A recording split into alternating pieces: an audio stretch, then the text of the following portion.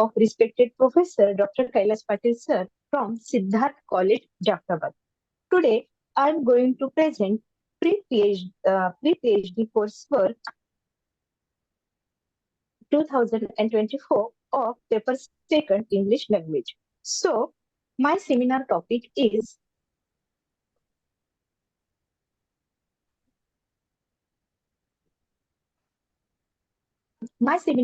is English language teaching methods and approaches.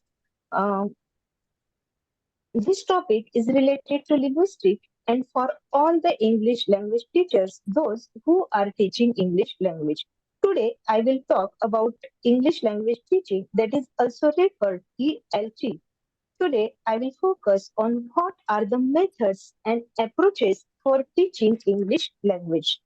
There are different types of methods and approaches that English teachers do follow every day. So, before starting the methods, what are the difference between the method and an approach?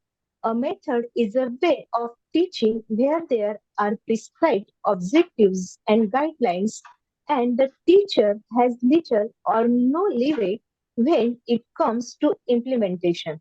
An approach is a way of teaching whose principles can be applied in many different ways. So the first method is grammar translation method. Grammar translation method is a method of learning any foreign language by the practice of translating or converting the sentence of the native language into the target language. In grammar translation method classes, students learn grammar rules of the foreign language and try to apply those rules to the native language to convert it into the foreign one. The characteristics of grammar translation method are it helps to learn a foreign language and its correct sentence structures. It allows the students to be able to read and write a new language. It grammar translation classes are primarily conducted in the mother tongue, and it focuses on pronunciation and communication aspects is lesser than reading and writing. The second method is bilingual method. It is a traditional method. This method was developed by C.J. Datsun in the 1960s, and it makes use of the traditional three P's, that is presentation, practice, and production. First, you present material, then you all practice together, and students are expected to produce something with their new knowledge. The bilingual method is a language learning method where the student's mother tongue and the target language are used together. In this method, teachers and students are their native language to explain concepts in the target language, and comparisons are often made between the two languages. The characteristics of bilingual method are in this method, the unit of teaching is a sentence, and rules of grammar are not taught separately as is done in grammar translation method. Mother tongue is used when it is difficult to explain the difficult area of language. It emphasizes on creating situations by giving the mother tongue equivalent of English word, and word-to-word translation is done in this method. Students are given a lot of practice in the drill of sentence pattern, and translation is done by teacher only to explain the subject matter. Next method is direct method. This method is used without link of English mother tongue, and many teachers use this method. Without use of native language, the teacher focuses on English language. Direct method is an approach for teaching language which focuses on good pronunciation with spontaneous use of the language, no translation, and little grammar analysis. This approach is also known as the oral or natural method. The primary purpose of direct method is to make the students able enough to communicate in target language and to think in target language. The characteristics are shown as in picture.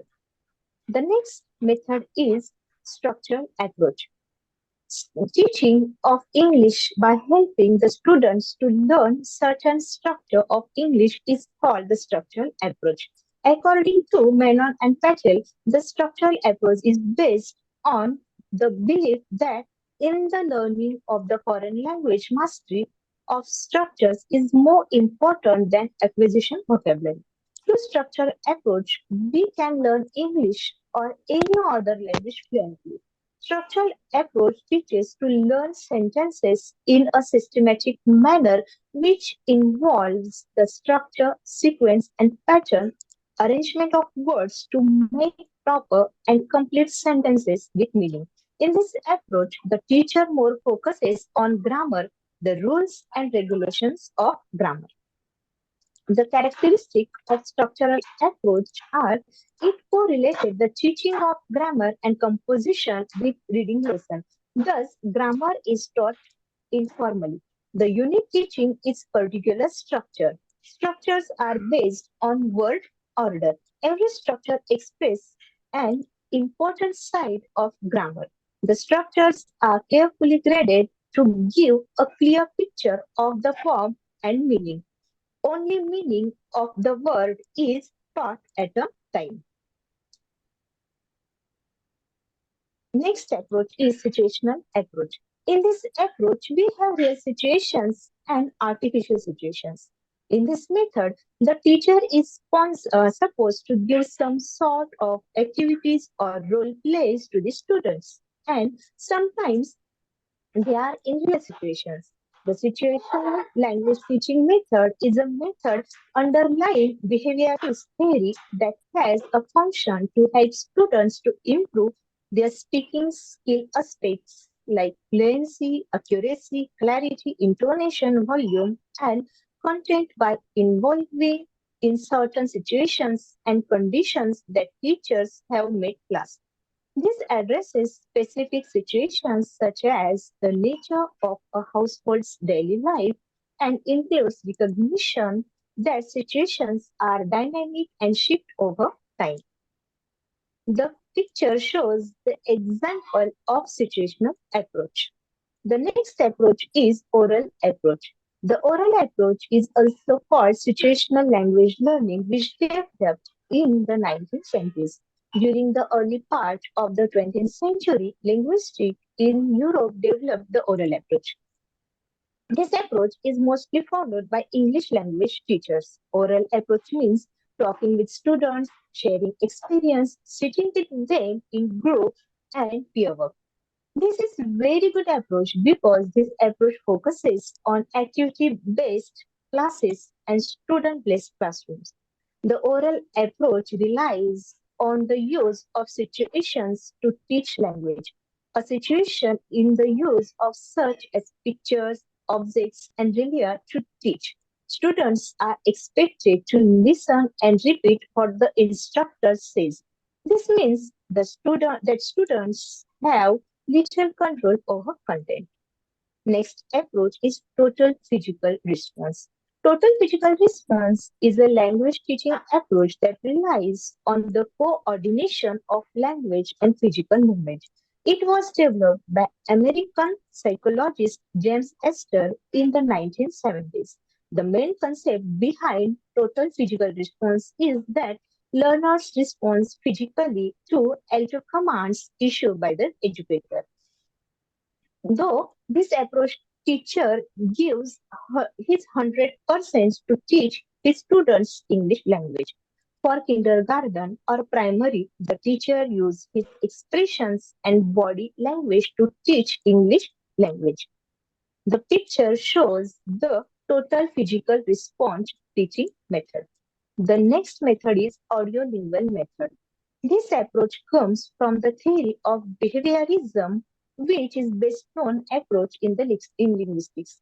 In this approach, students learn through imitation, enforcement, and copying the elders. This method is concerned with our listening. For second language acquisition, this approach may help to improve the pronunciation of students by listening and imitating a foreign language. This way of teaching was originally called the army method because In the World War II, it was used to teach soldiers to be orally proficient in the language of the enemy. The picture shows the dialogues between teacher and students in audiolingual method. The next method is silent wave. Like TTR, silent wave was created in the 1960s by the one specific educator called Getno.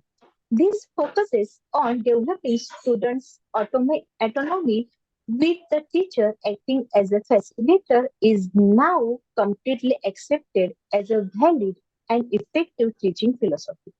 The silent way is an approach to teaching language that is based on explicit ideas about how people learn, about the nature of language, and about how foreign languages are best taught.